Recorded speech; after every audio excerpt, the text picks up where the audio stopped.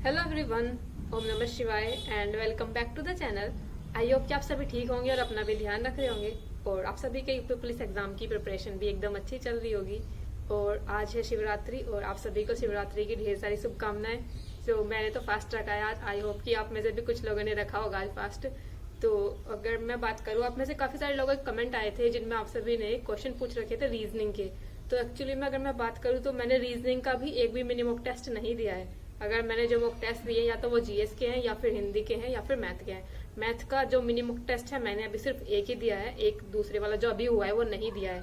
हिंदी और जीएस के कंप्लीट दिए हैं, लेकिन रीजनिंग का भी कोई सा भी नहीं दिया है। रीजनिंग का एक्चुअली में मैंने मॉक टेस्ट अभी जो ये मिनी मॉक टेस्ट हो रहा है, ये रीजनिंग वाला मिनी मॉक टेस्ट मैं इसलिए नहीं दे रही हूँ क्योंकि मैं अभी रीजनिंग पढ़ ही रही थी। मतलब अभी मेरी रीजनिंग की बुक चल रही थी जिसको मैं अपनी पढ़ रही थी, तो इसलिए मुझे लगा कि चलो थोड़ा टाइम बाद दूंगी, क्योंकि अभी जब हम पढ़ रहे होते हैं ना तो थोड़ा स्कोर ठीक हो जाता है। तो मैं कब एक काम करता है बाद में देता है। अभी मेरे पास इतना थोड़ा टाइम भी कम था जिसकी वजह से मुझे 1 घंटा या 1.5 घंटा मिनी मॉक टेस्ट में रीजनिंग के लिए कितना टाइम मिलता है ये तो मुझे नहीं पता, बट आई थिंक 1 घंटे के आसपास तो मिलता होगा, क्योंकि इतने सारे क्वेश्चन करने में इतना टाइम लग जाता है। इतना एक्चुअली इतने के आसपास ही लगता है टाइम रीजनिंग को करने में।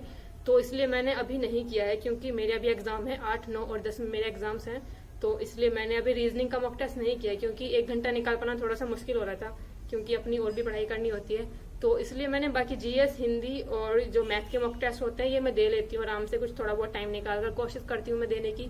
तो इसमें हिंदी और जीएस वाले तो आराम से हो जाते हैं, और मैथ वाले में थोड़ा सा आजकल डिफिकल्ट चल रहा है। अगर मैं बात करूँ, मैंने मैथ का एक ही मॉक टेस्ट दिया अभी तक, मिनी मॉक टेस्ट, जिसमें डीआई के क्वेश्चन मुझे सबसे ज्यादा डिफिकल्ट लगे थे। बाकी और चीजें ठीक ठाक थी, लेकिन डीआई वाला क्वेश्चन कुछ थोड़े ज्यादा ही, कुछ मतलब एक दो तो ठीक थे जो आसान से थे हो जाएंगे, लेकिन कुछ डीआई के क्वेश्चन तो बहुत ज्यादा अटकाने वाले थे। मतलब कैलकुलेशन के साथ साथ उनकी जो लैंग्वेज थी ना वो ज्यादा डिफिकल्ट लग रही थी मुझे। तो मैथ में ये था कुछ इस तरह का, डीए वाले क्वेश्चन थोड़ा सा डिफिकल्ट था, बाकी ऐसा कुछ ज्यादा डिफिकल्ट नहीं थे, हो गए थे। और अगर मैं बात करूँ तो मैंने अभी फिलहाल जो आज मॉक टेस्ट दिए हैं, मैंने 2 मिनी मॉक टेस्ट दिए हैं। उसमें एक तो हिंदी का मॉक टेस्ट है जो कि आज हुआ है, और एक जीएस का मॉक टेस्ट है जो कल हुआ था। तो कल मैंने कोई मॉक टेस्ट नहीं दिया था, तो इसलिए मैंने आज ही दोनों दी हैं। और स्कोर मैं आप सभी को बता देती हूँ क्या क्या रहा है। और एक्चुअली में हुआ क्या है ना, पता काफी ज्यादा टाइम से ना मैंने पढ़ा नहीं है। जो मैंने रीजनिंग का मैंने सिर्फ रीजनिंग पढ़ी है, 20 टाइम में मैंने हिंदी और जीएस और मैथ की अगर बात करूँ तो इन 3 सब्जेक्ट में से मैंने कुछ भी नहीं पढ़ा है। पिछले जितने भी 20 दिन गए हैं, 20 से 15 दिन गए हैं, इन 3 सब्जेक्ट को मैंने कुछ भी नहीं पढ़ा है, इन 3 सब्जेक्ट का। तो जिसकी वजह से इन सभी का जो मतलब इम्पैक्ट है ना, तो ये दिख रहा है अब मेरे स्कोर पर। कहीं ना कहीं इनका इम्पैक्ट ऐसा आ रहा है कि नेगेटिव जा रहा है, क्योंकि मैंने ये 3 सब्जेक्ट बिल्कुल भी नहीं पढ़े हैं। तो कहीं ना कहीं अब मॉक टेस्ट पर दिख रहा है इस चीज का असर।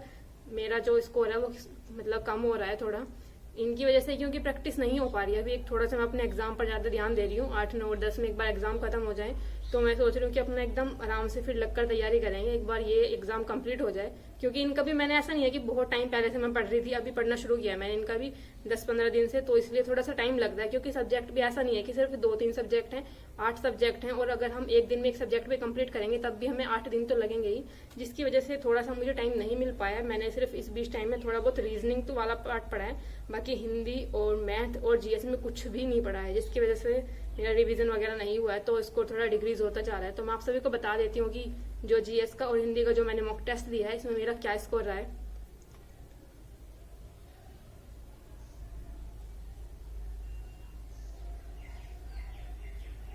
तो सबसे पहले मैं बात करती हूँ जीएस की। आई थिंक जीएस का जो ये मॉक टेस्ट था ये कल हुआ था, कल जो आया था ये कल मॉक टेस्ट था। इसमें मेरे 23 क्वेश्चन ठीक हुए हैं और 6 क्वेश्चन गलत हुए हैं। बाकी जो 9 क्वेश्चन हैं जो ये हैं अनअटेम्प्ट है। 23 क्वेश्चन ठीक हुए हैं और 6 क्वेश्चन गलत हुए हैं, जो कि स्कोर काफी कम है। मुझे लगता है मतलब अच्छा ठीक स्कोर होना चाहिए था। ये 11 मिनट में मैंने इसको सोल्व किया है, और 23 क्वेश्चन ठीक है, 6 क्वेश्चन गलत है, 9 क्वेश्चन अनअटेम्प्ट है, और 11 मिनट इसको करने में लगे हैं। एक क्वेश्चन था जीएस के अंदर की, कौन उष्णकटिबंधीय महासागरों में पाए जाने वाले द्वीपों का एक समूह है। ये वाले का मुझे लगा था ग्योट्स, क्योंकि ये जो है विवेक यादव सर हैं जो ज्योग्राफी पढ़ाते हैं, मेनली जो ज्योग्राफी जिनसे मैंने पढ़ी है, उन्होंने ये बताया था कि जो पर्वत मतलब जो महासागरों के अंदर जो पर्वत होते हैं ना उनको ग्योट्स बोलते हैं। तो मुझे लगा कहीं ना कहीं जो महासागरों के अंदर जो पर्वत होते होंगे वो पर्वत भित्तियों के ही बने होते होंगे, और इस तरह का कुछ होगा तो ग्योट्स हो सकता है। लेकिन इसका जो आंसर था ये गलत था, ये था एटोल। तो ये तो मैंने नाम भी पहली बार ही सुना है एटोल, जिसमें इसमें मुझे सबसे ज्यादा लगून तो या तो एक झील है या फिर लगून नाम का एक बंदर होता है। तो इसलिए कंफ्यूजन था। और सिमाउंट जो ये है और एटोल, ये तो दोनों नाम मैंने पढ़े ही नहीं थे। स्टार्टिंग में मैं बहुत ज्यादा छोड़ दी कि इसमें ग्योट्स ही होगा, तो इसलिए मैंने टिक भी कर दिया था कि यही वाला होगा इसका आंसर, लेकिन ये क्वेश्चन मेरा गलत हुआ है। और एक क्वेश्चन था कि पृथ्वी के मौसम में सभी परिवर्तन किस चीज के कारण होते हैं। देखो स्टार्टिंग में तो जब हम पढ़ेंगे, देखो ज्वार के कारण तो नहीं हो सकता, चंद्रमा के कारण भी पृथ्वी के मौसम में चेंज नहीं होता। स्टार्टिंग में तो मुझे लगा था ऊंचाई के साथ साथ, क्योंकि जैसे जैसे हम हाइट पर बढ़ते जाते हैं अलग अलग चेंजेस होते जाते हैं। आप सभी ने पढ़ा होगा ये सब चीजें, जैसे जैसे हम मतलब अपने पृथ्वी के केंद्र से ध्रुव की तरफ चलते हैं तो क्या क्या चेंजेस होते हैं उस चीज के बारे में हम पढ़ते हैं। तो हम ये पढ़ते हैं कि ऊंचाई की तरफ बढ़ते हैं तो चेंजेस होते जाते हैं। तो मुझे एक बार तो मुझे लगा था कि इसमें मैं ऊंचाई ही लगाऊं, बट फिर मुझे समझ में आया कि जैसे जैसे हम ऊंचाई पर बढ़ रहे हैं वो कहीं ना कहीं जो चीज जो सबसे ज्यादा जो इम्पैक्ट करती है वो सूरज है, सन है मतलब। तो जिसकी वजह से ऊंचाई के बढ़ने से या किसी भी चीज के होने से सबसे ज्यादा जो इसमें प्रभाव डालता है वो सूरज ही डालता है। इसलिए मैंने लास्ट में इसका सूरज ही चूज किया था। अगर मैं इसका सन इसके ऑप्शन में ना होता तो शायद मैं इसका ऊंचाई ही चूज करती। तो सन ऑप्शन में था तो इसलिए मैंने फिर सन ही चूज किया था, क्योंकि कहीं ना कहीं जो भी कुछ चेंज हो रहा है, जो भी कुछ हो रहा है, उन सबके पीछे जो भी है ये भाई सूरज ही है, सूर्य ही है, सन है मतलब। और एक था कि 77वां कांस फिल्म फेस्टिवल कहाँ से शुरू हुआ है, मतलब कहाँ शुरू हुआ है। तो ये था फ्रांस में। ये तो आप सभी ने पढ़ ही रखा होगा, अभी इतना ज्यादा चर्चा में रहा था ये अभी रिसेंटली। और एक था विश्व खाद्य सुरक्षा दिवस कब मनाया जाता है। ये है 7 जून, जो कि मैं कभी नहीं भूल सकती क्योंकि मेरी डेट ऑफ बर्थ है ये। यह उत्तर प्रदेश पुलिस कांस्टेबल के 2024 के नवीनतम पैटर्न पर आधारित चक्षु पब्लिकेशन की एक बेस्ट बुक है। इस बुक में आपको 17 और 18 फरवरी 2024 की दोनों शिफ्ट में हुए पेपर के साथ साथ 12 सोल्ड पेपर मिलते हैं। साथ ही साथ इस बुक में आपको GS, Hindi, reasoning, mental aptitude and math के 2500 प्लस बहुविकल्पीय प्रश्नों के साथ साथ 15 प्रैक्टिस सेट भी मिलते हैं। इस बुक को आप ऑनलाइन और ऑफलाइन दोनों ही जगह से ले सकते हैं। ऑनलाइन बुक लेने के लिए इस बुक का जो लिंक है वो डिस्क्रिप्शन में दिया गया है। और यूपी पुलिस कांस्टेबल की प्रिपरेशन के लिए चक्षु पब्लिकेशन की स्टडी गाइड बुक भी आती है, जिसे लेकर आप अपनी तैयारी को और बेहतरीन तरीके से कर सकते हैं। और इसके बाद अगर मैं बात करूं हिंदी के कुछ क्वेश्चंस थे, जैसे हिंदी के अगर मैं बात करूं, जैसे हिंदी में मेरा स्कोर, हिंदी का जो मुक टेस्ट था, यानी कि जो हिंदी का मिनी मुक टेस्ट था, ये हुआ था आज। तो आज हिंदी के मिनी मुक टेस्ट में मेरे 36 क्वेश्चन ठीक हुए हैं, मतलब 36 सही हुए हैं और एक क्वेश्चन जो है गलत हुआ है, और अनअटेम्प्ट कोई नहीं है क्वेश्चन। सबसे बड़ी बात ये है, आज मैंने सारे क्वेश्चन अटेम्प्ट किए हैं, बस एक क्वेश्चन मेरा गलत हुआ है जो कि था साहित्य वाले पार्ट से।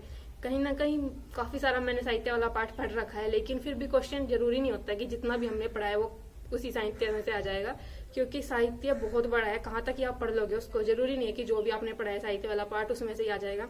तो साहित्य वाला पार्ट में गलत होने के चांसेस ज्यादा रहते हैं इन कंपेरिजन टू व्याकरण वाला पार्ट। व्याकरण वाला पार्ट मोस्टली ठीक हो जाता है।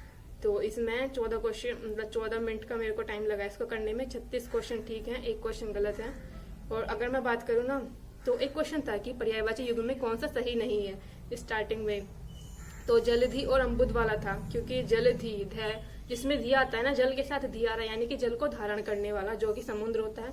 और अम्बुद यानी कि देने वाला, अम्बु माने जल और दैव यानी कि देने वाला, इसके लिए होता है बादल। तो ये वाला क्वेश्चन ऐसे ठीक था। इसमें ना अलग अलग चेंज करके भी दे देता है, जैसे जल की जगह वारिद लिख देगा, तो इसलिए कंफ्यूज मत होना, ये इसकी ना एक ट्रिक होती है। तो ये ट्रिक से पढ़ रखे हैं मैंने थोड़े बहुत।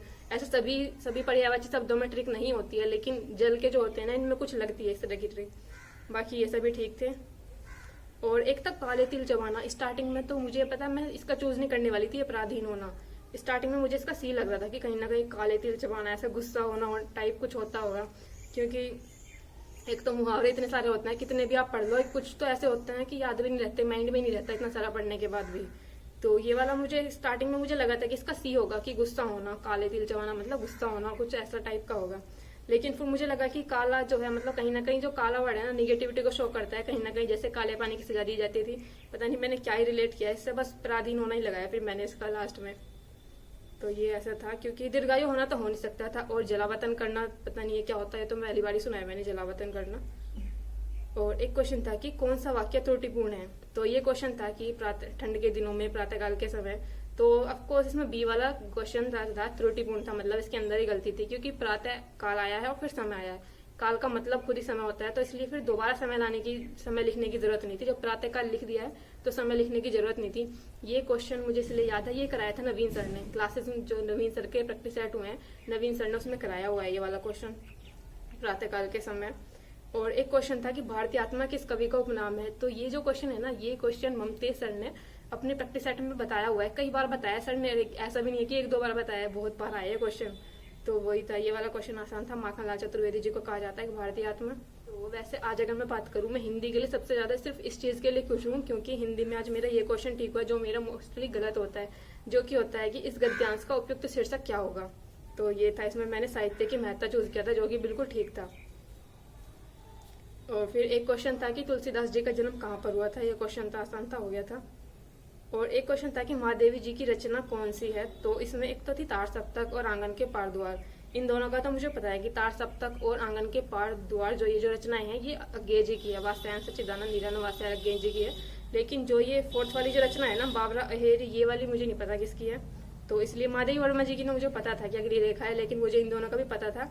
बस मुझे इसमें जो डी वाली जी थी ना, इसका नहीं पता था, बाबरा अहेरी। और तार सप्तक तो आई थिंक एक पत्र है, कोई वो नहीं है ये रचना, मतलब कोई कृति उपन्यास वगैरह नहीं है, ये पत्र आई थिंक।